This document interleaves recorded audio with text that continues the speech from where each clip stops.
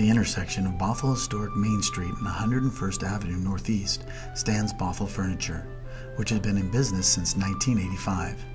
Long ago, it was the site of the Erickson store, one of the earliest retail businesses in Bothell, founded by a legendary citizen who was a businessman, postmaster, state legislator, bank president, school board member, and church leader.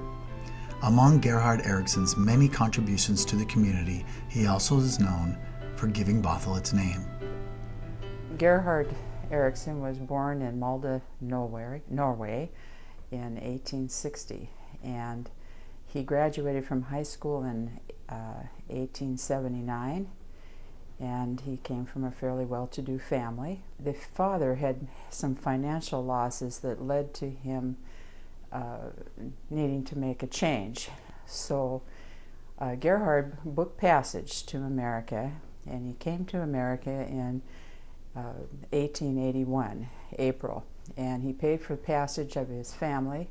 There were 13, his mother, his sister, and also his good friend Jacob Mohn. They landed in New York, and Jacob Mohn elected to stay in New York for a couple of years, and then Gerhard decided to move west, and he ended up first in Sanborn, North Dakota, and then in Valley City.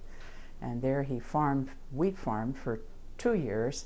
He decided that he was going to travel further west, go out to the coast, so he borrowed $35, got to Pasco, Washington, and then he ventured on to Portland, and he ferried across the Columbia River, and he walked up to Olympia and took a ship to Seattle.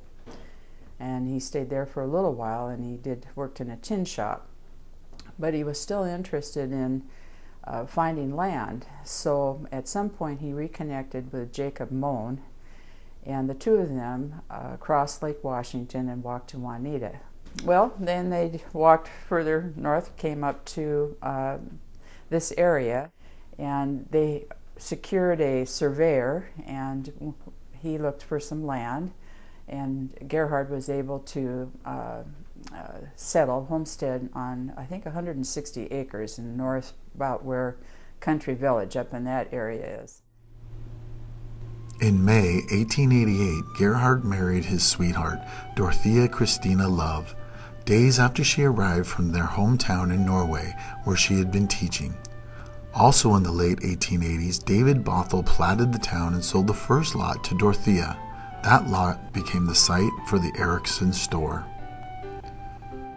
So Gerhard Erickson had established the Erickson Mercantile on 101st and Main in Bothell, and they got word that there was so much mail coming up to this area that they needed to establish a name for the town. So Gerhard looked around and he said, well, there are a lot of Bothells in town, and that's a good family. Let's name it Bothell. And in 1888, he was asked to be the postmaster, the first postmaster of Bothell. And so he had the post office in his store, and that's where they ran the post office for a number of years. Prior to that time, of course, to get the mail, Gerhard would go down to Greenleaf's home, which was located on the north side of the river near where Stringtown was.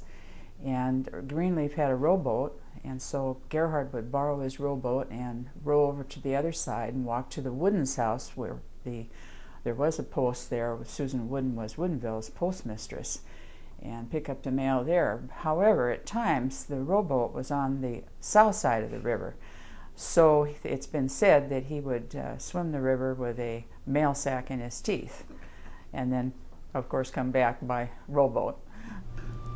Erickson's general merchandise sold goods to early settlers and loggers of the area. In the 1880s, a pound of coffee cost 30 cents, and shoppers could buy a pair of overalls for 75 cents. An important establishment in the community, handwritten ledgers housed in the Bothell Historic Museum reveals purchases made at the Erickson store by the many citizens who shaped Bothell in its early days, including the Bothell family. However, in 1892 and 1893, Gerhard Erickson experienced several financial losses, particularly due to the Great Depression of 1893. That impacted the entire community. To recover his fortune, he began pursuing the idea of building a flume to carry single bolts from the head of North Creek to the Sammamish River. He secured financing, and the 7-mile flume was constructed in 1895. This project did much to secure the permanence of the community in several ways. To begin with, landowners along the way provided a profitable market for shingle timber. It also ensured an adequate supply of timber at a reasonable cost to Bothell Mills. The flume ultimately gave Erickson the capital he needed to reestablish his mercantile business. In the early days, Gerhard was elected to the school board and was elected secretary to the Norwegian-Danish Evangelical Lutheran Mold Church, a position he held for 30 years. In 1904, he was elected to the state legislature, and through his efforts, the legislature appropriated money for the first state road from Seattle to Lake Forest Park. In 1908, he was elected the first president of the Bothell State Bank. Gerhard and Dorothea had 10 children, 5 of whom survived to adulthood. Their 1913 home is featured twice in Bungalow magazine as an excellent example of bungalow style. Gerhard died in 1920 and was buried in the Bothell Cemetery.